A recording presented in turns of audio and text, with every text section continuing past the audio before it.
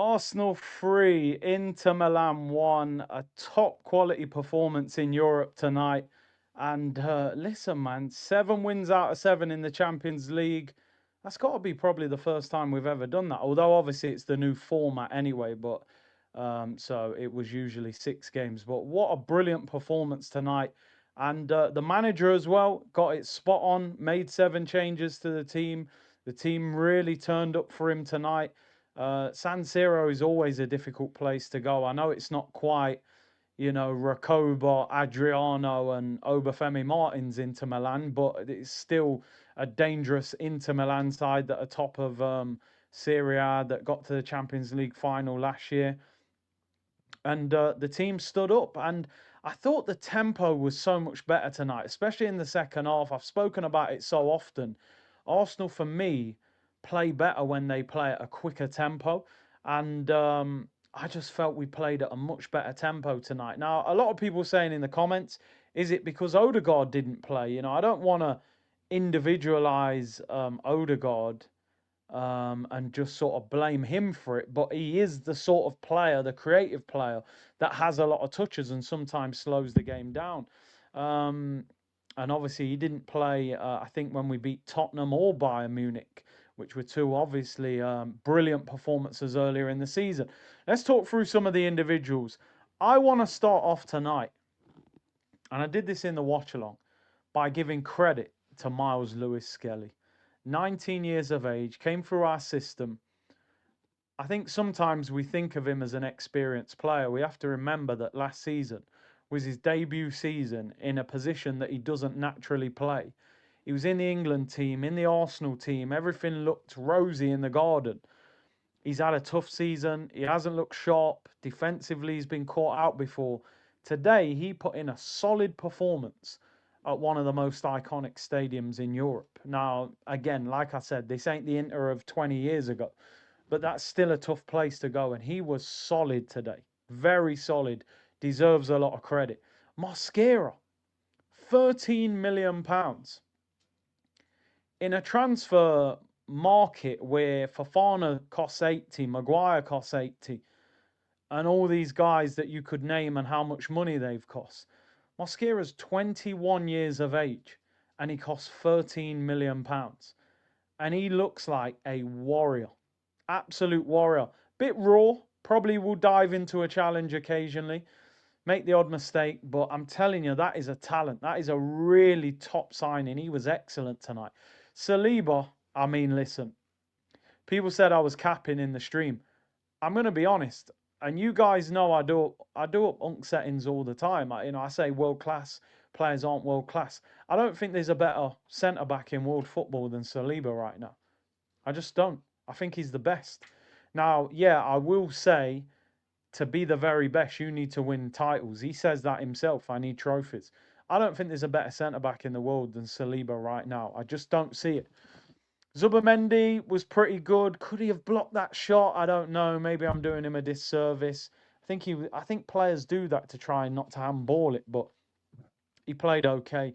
Marino in midfield, not for me. He did all right the other week against Portsmouth. He did okay when he came off the bench against Chelsea. He just doesn't have that speed when you're playing against decent opposition. Got caught out, got booked. Obviously, we don't have a lot of midfield rotation.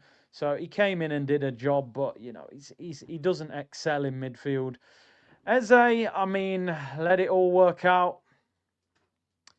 It's not working out at the moment, let's be honest, but there is a difference in Crystal Palace and Arsenal. And I think we all want Eze to be in the team. He's a fan's favourite. It's the fan. It's the fairy tale. The fan being on the pitch and leading Arsenal to the title and the Champions League or whatever. At the moment, he's going to be a squad player. The collective is bigger than the individual. Maybe he needs to adapt as well. I think he plays a little bit too slow on the ball sometimes. I think the tempo is quicker. He's been playing in the Conference League with Palace. Now you're playing in the Champions League with Arsenal.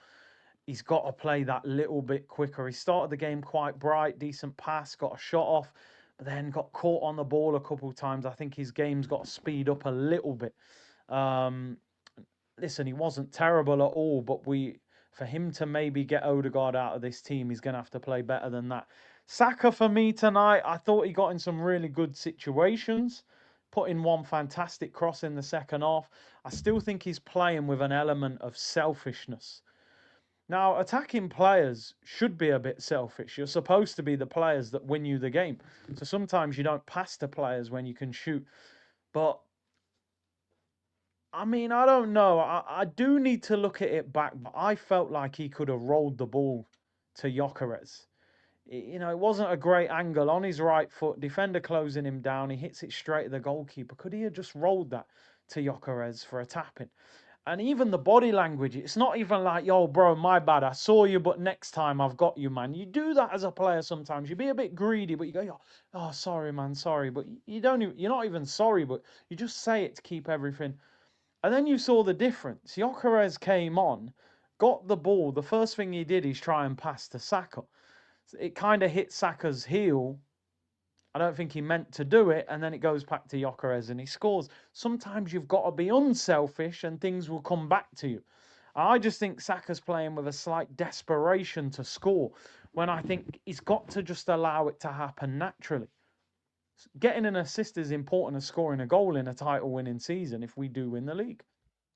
Trossard played okay, not his best, but some great little twists and turns. Well done, Gabriel Jesus. Two excellent poachers goals, really good movement. Even think back to that opportunity, people, where Jesus lays it on a plate for Saka and he delays the shot. Saka 18 months ago, he smashes that into the bottom corner.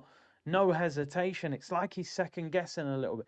Just let it flow naturally, Bakayo, and things will start happening for you again. You know, I'm not saying Saka was bad, but those little details in and around the penalty area.